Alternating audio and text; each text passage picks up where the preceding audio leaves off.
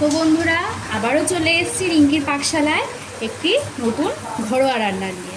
এখন তো গরমকাল, সবার বাড়িতেই এখন প্রতিনিয়তই পটলটা সবারই খুব চেনা পরিচিত একটা সবজি। তো এই আলু পটলের আজকে আমি সহজভাবে রসা বানাবো। তো চলো দেখতে থাকো। আমার এখানে তেলটাও গরম হয়ে গেছে। এবার আমি এটার মধ্যে একে একে আলু আর পটলগুলো দিয়ে নেব।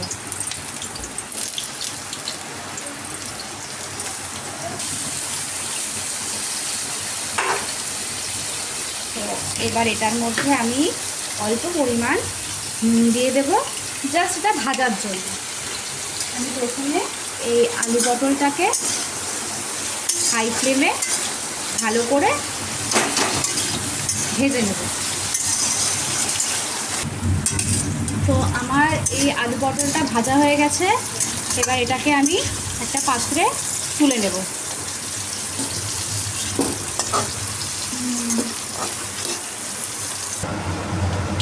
আমার আলু পটলটা ভাজা হয়ে গেছে। এবার এই তেলটার মধ্যেই আমি একটা শুকনো লঙ্কা, সামান্য কিছু পরিমাণ গোটা জিরে, একটা তেজপাতা আর সামান্য কিছুটা গোটা গরম মশলা দিয়ে দেবো। দিয়ে হালকা করে নেড়ে নেব। আর এই মশলাটা ভাজা ভাজা হয়ে গেছে, একটা সুন্দর গন্ধ বেরিয়ে গেছে। এবার এর মধ্যে আমি কুচিয়ে রাখা টমেটোটা দিয়ে দেবো। দিয়ে আমি কিছুক্ষণ এটাকে নাড়াচাড়া করে নেব।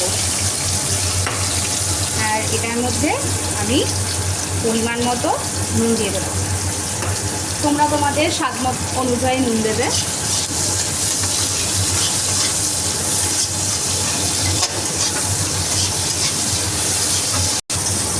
তো এই যে আমার টমেটোটাও ভাজা ভাজা হয়ে গেছে।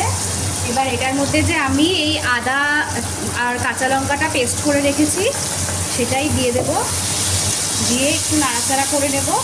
এবার এটার মধ্যে যা যা আমাদের বাড়িতে বেসিক মশলা থাকে, গুঁড়ো মশলা, সেগুলোই দিয়ে দেব। হলুদ দিয়ে দিলাম, তারপরে দিয়ে দেব জিরের গুঁড়ো। যেহেতু নিরামিষ তরকারি, আমি একটু নিরামিষ তরকারিতে জিরের গুঁড়োটা একটু বেশি দিই, তোমরা তোমাদের প্রয়োজন মতো দেবে। আর দিয়ে দেব সামান্য একটুখানি কাশ্মীরি লঙ্কার গুঁড়ো, কালারটা আসার জন্য। এবার এটাকে আমরা ভালো করে ভাজা ভাজা করে নেব। আমার মশলাটা ভাজা ভাজা হয়ে গেছে। এবার এই যে মিক্সিতে যে আমি মশলাটা করেছিলাম, এটা ধুয়েই জলটা আমি দিয়ে দেবো। এই জলটা দিয়েই এই মশলাটা আমি ভালোভাবে কষিয়ে দেবো।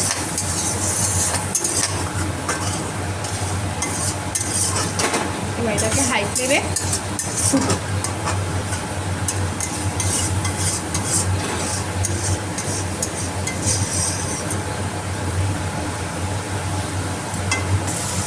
আমার মশলাটাও কষানো হয়ে গেছে।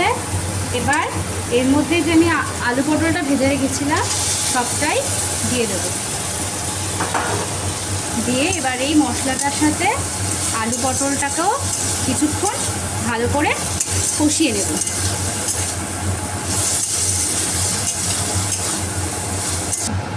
আমার মশলার সাথেও আলু পটলটা কষানো হয়ে গেছে। এবার আমি গ্যাসের ফ্লেমটাকে লো রাখবো।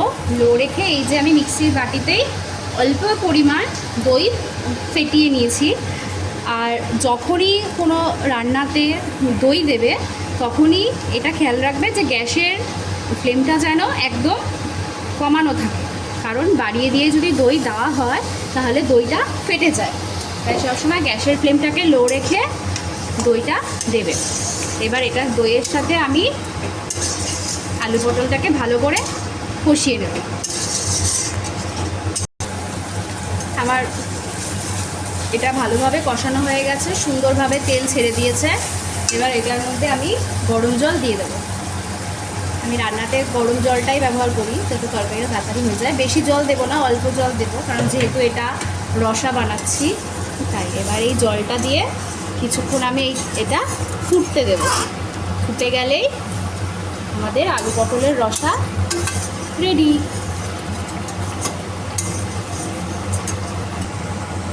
আমার এটাও ভালো করে ফুটে গেছে, আমার তরকারিটা প্রায় রেডি। এবার যেহেতু এটা নিরামিষ তরকারি, আমি নিরামিষ তরকারিতে একটুখানি মিষ্টি দিই স্বাদ মতো, তোমরা তোমাদের স্বাদ মতো দেবে।